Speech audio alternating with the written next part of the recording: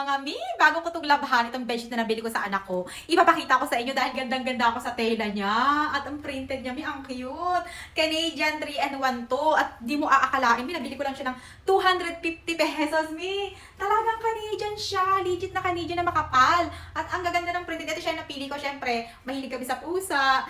May dalawang punda na may zipper. Napaka-smooth din ang zipper niya. Hindi yung parang mamurahin. Mi, ang ganda. Tapos tingnan mo yung loob, oh. Oh, makapal talaga siya.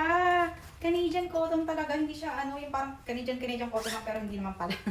Yung manipis, ito malaki din yung size ng punda. Hindi kasi katulad nung nabibili ko dati na, tapos sinasabi na Canadian, ganyan. Pero pagdating dito, hindi naman siya Canadian, parang manipis yung tail niya. Pero ito, mi, ang ganda niya. Talagang Canadian cotton talaga siya. Tsaka, 250? Hala, napakasulit nito. Kaya gusto kong i-share sa inyo. Ito yung printed niya, mi, oh.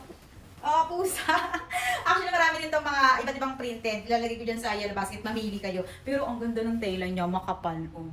Diba? Parang ito talaga yung parang mall quality na mabibili mo. Tingnan nyo, Mi. Ang ganda. Pink. So, ayun lang. I-share ko lang to bago ko laban. So, bago ko ilagay doon sa bed ng anak ko. So, yun lang. I-share ko lang sa inyo kasi ang ganda ng quality niya. At eto na nga siya, Mi. After malabhan, ikinabit ko na dito sa kwarto ng anak ko. Ang ganda ng printed niya, Mi. O, diba? Kitang-kita yung mga pusa at ang lambot niya. Yung dati, namumulot ako ng mga mineral water para lang ilagay ko yung mga DIY dishwashing liquid ko tsaka yung mga liquid detergent ko na ginagawa ko. Ngayon nasa galon-galon na siya. Eto nga, at mabenta sa kapitbahay namin. Binigyan niya ako ng mga galon-galon, Mi. Dito ko raw ilalagay yung mga nirefill ko, yung mga ginawa ko. Eto, at umorder ulit ako kasi nga naubusan na ako kasi nga mabili siya dito sa amin. Ito yung ginagawa kong kit, Mi. Wise Cleaner. Nabibili to sa TikTok. I-enjoy na nga akong gawin to. Tipid pa ako kasi yung liquid detergent, Mi, 355 lang yan. Kapag ka-kit only lang yung bibilin mo, makakagawa ka na niya ng 15 to 16 liters.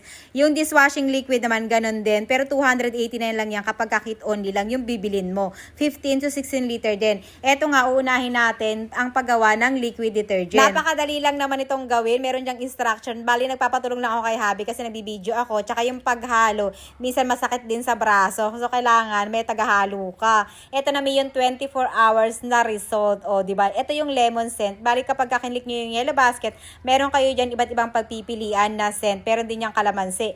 At ito naman yung ating liquid detergent na Blue Tide. Meron din iba't klaseng scent niyan. So, ang dami ko nang nagawa, Mi. Tignan nyo, mabulayan, tsaka mabango pa. Ang dami kong nagawa. Alam nyo ba yung galon na ganyan? 300 pesos yan kapag bibili ka sa mall. Eto, ang dami ko na nagawa. O, 3.5 na galon. Ingat-ingat kayo mga Mi kapag ginagamit nyo itong steam iron. Ang lakas kasi ng buga ng steam niya. Tignan nyo yan, o. Diba? Pwede kasi kayong mapaso niyan kapag hindi nyo suot yung inyong gloves na may kasama na yung gloves na wag nyo akong tularan dahil hindi ko sinusuot paminsan-minsan.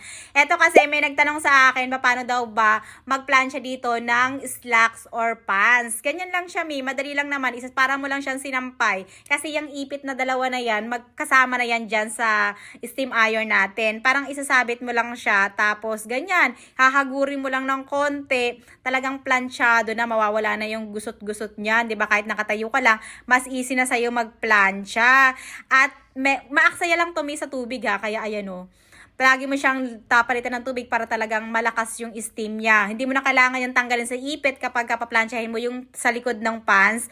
At pwede nyo rin pala yung palitan ng motion. O motion ba yung tawag doon? Yung parang level ba? Ito kasi silk yan na damit ng anak ko na paplansyahin ko.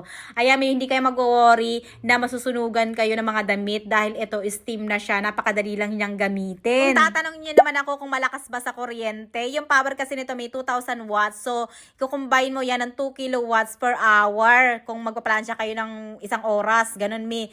I-compute nyo na lang. Hindi ko masyadong alam yan.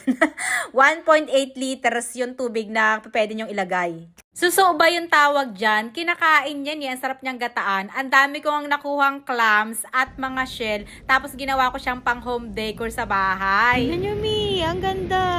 Ito yung kinokolekta ko kapag pupunta kami ng beach kasi ilalagay ko siyang, ginagawa ko siyang pang display sa halaman. Alam niyo yung pang lagay doon sa halaman. Ayun, o. Ang cute. Ang dami ko nang nakuha. Eto naman, guys, oh. Buhay pa. Diba suso to? Kinakain to, eh. Oh, masarap to pang pang gata. Ayan, oh, buhay pa siya. Ibuha ko. Pero ang ganda dry shell. Eto nga yung lahat ng nakuha ko nung nagla Union kami, nung nag-walking morning ako. Eto siya. Yung iba kasi dyan buhay pa, may laman pa. So, ang ginawa ko, hinugasan ko, tapos pinakuluan ko siya, para matanggal yung mabaho kasi siya, kasi syempre nabulok na. Eto yung isa, ang laki pala ng laman nito. Di ba kinakain yan? Suso daw yan eh. Eto naman yung iba, maraming may laman pa dyan, tapos ito yung ginawa ko. Nung pagkatapos kong pakuluan, binabad ko siya sa init, tapos yung wala ng amoy, eto na, nilagay ko na siya sa halaman. Ito yung yucca plant ko na pwede nyo gawing pang display. Diba ang cute niya kapag ka may ganyan yung may shell-shell. Ayan, ginagawa ko siya. Kaya ito yung pinapulot ko kapag ka nag-beach kami. Ang ganda niyang pang home decor, Goodbye na sa kinakalawang na baka na dish rack. Dito na tayo sa aesthetic, this drying cabinet. Super excited na nga ako mga i-unbox. Ito talagang nagpapasaya sa umaga ko. Yung mag-unbox tayo ng mga bagong gamit sa bahay. 3 layers na nga pala yung kinuha ko para marami na akong mailagay. Meron kayong ibang option naman kapag ka-umorder kayo. Meron 2 layers yan, tsaka mayroon 1 layers. Subuko na kasi yung quality ng Sib Home Deco Yung mga plastic na cabinet, ang gaganda ng mga quality nila kasi meron ako dati na kinuha din sa kanila. Super high quality sa personal. Eto, hindi ka pa mahihirapan mag-assemble, as in, hindi mo kailangan ng tools o i-click-click mo lang yan sa mga gilid-gilid. Ayun na, hindi mo na kailangan magbasa ng instruction kung paano to i-install. Ang matagalan na talaga yung ganitong dish rack. Hindi katulad ng bakal, kapag ka matagal na, kinakalawang talaga. Eto, napaka high quality ng plastic niya, at maraming including na accessories. At yung kanyang door, magnetic siya at may paa pa para tumayo, di ba? At itong pusa ko, naku, napakagulo. Kapag may ginagawa akong ganito, nandiyan din siya. Ayan, kinakabit ko ngayon magnetic dun sa may door. Ayaw niyang pakabit. At ito naman, sa may gilid, pero yung lagyan ng kutsara o yung mga accessory, ito naman, hindi ko alam kung saan siya ilalagay. So, ito na nga nung na-assemble ko, lahat, ang dami ko na ilagay yun, di ba? Ang dami kong cups, at saka baso, at may drainer pala siya sa 1 layer, ha? Bawat 1 layer may drainer siya. Ang ganda!